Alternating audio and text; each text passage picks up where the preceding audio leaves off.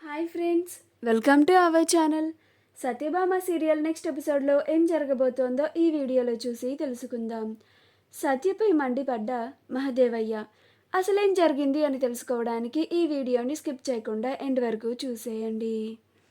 భైరవి సత్యని నిందిస్తూ ఉంటే విశ్వనాథ్, అమ్మ మీరు అలా దయచేసి అలా మాట్లాడకండి, నా కూతురు అలాంటిది కాదు, నా కూతురిది ఎలాంటి తప్పు లేదు, ఆ రౌడీ వెధవే మా పైన పగపట్టి మా కుటుంబాన్ని పట్టుకొని పీడించాడు అని చెప్తూ ఉంటాడు.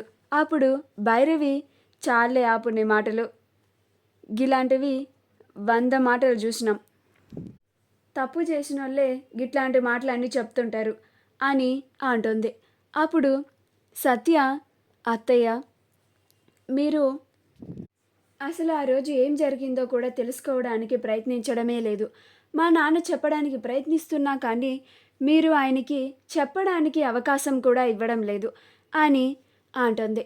అప్పుడు మహదేవయ్య, ఏంది ఇంకా అవకాశం ఇచ్చేది చెప్పడానికి, మేము అసలు మీ నాయన నువ్వు ఎంత చెప్పినా నమ్మం అని అంటాడు. అప్పుడు విశ్వనాథ్, అలా అంటే ఎలా బావగారు అని అంటాడు.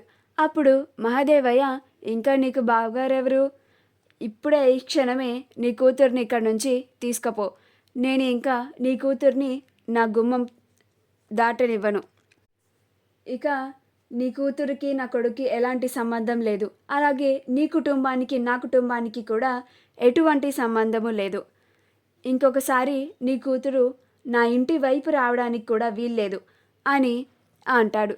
అప్పుడు విశ్వనాథ్, అలా అంటే ఎలా బావగారు, పెద్దవారయ్యుండి మీరే ఇలాగా కోపంలో నిర్ణయాలు తీసుకుంటే ఎలాగా అని అంటాడు. అప్పుడు మహదేవయ్య, ఏం నిర్ణయాలు తీసుకోవాలో కూడా నువ్వే నాకు చెప్తావా అని మహదేవయ్య చాలా కోపడుతూ ఉంటాడు. అప్పుడు విశ్వనాథ్, కోప్పడకండి బావగారు, దయచేసి నేను చెప్పేది కాస్త ప్రశాంతంగా వినండి అని అంటాడు. అప్పుడు మహదేవయ్య, గింత జరిగినా కూడా గెట్ల ప్రశాంతంగా ఉంటాను అనుకున్నావు అని అంటాడు. అప్పుడు సత్య, మావయ్య గారు, ఖాళీ ఇదంతా నా పైన పగతో నన్ను కృష్ణని విడదీయాలని అలా చేశాడు. ఆ రోజు నన్ను కిడ్నాప్ చేసి ఒక రూమ్లో ఉంచి లాక్ చేశాడు, అంతేకాని మా ఇద్దరి మధ్యన ఏమీ జరగలేదు మామయ్య గారు, దయచేసి అపార్థం చేసుకోకండి అని అంటుంది. అప్పుడు మహాదేవయ్య, నువ్వు ఇంక మాట్లాడక సత్య,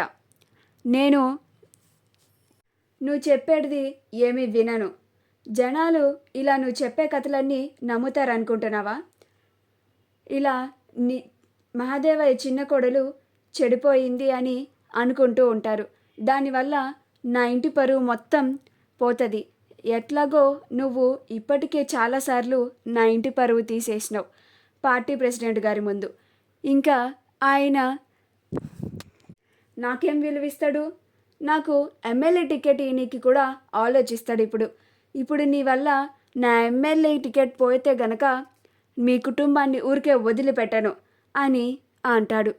అప్పుడు విశ్వనాథ్, బావగారు దయచేసి అలా మాట్లాడకండి అని బతిమిలాడుకుంటూ ఉంటాడు. అప్పుడు మహదేవయ్య, ఇంకా అసలు మీతో మాకు మాటలేంది, ఇక్కడి నుంచి పోండ్రి అని అంటాడు. అప్పుడు భైరవి, ఇంకా ఏం మొహం పెట్టుకొని ఇక్కడ నుంచున్నావే, ఇక్కడి నుంచి వెళ్ళిపో అని అంటుంది. మా వీడియో కనుక మీకు నచ్చినట్లయితే లైక్ చేయండి, షేర్ చేయండి, మా ఛానల్ని సబ్స్క్రైబ్ చేసుకోండి, పక్కనే ఉన్న బెల్ ఐకాన్ని క్లిక్ చేయడం మాత్రం మర్చిపోకండి.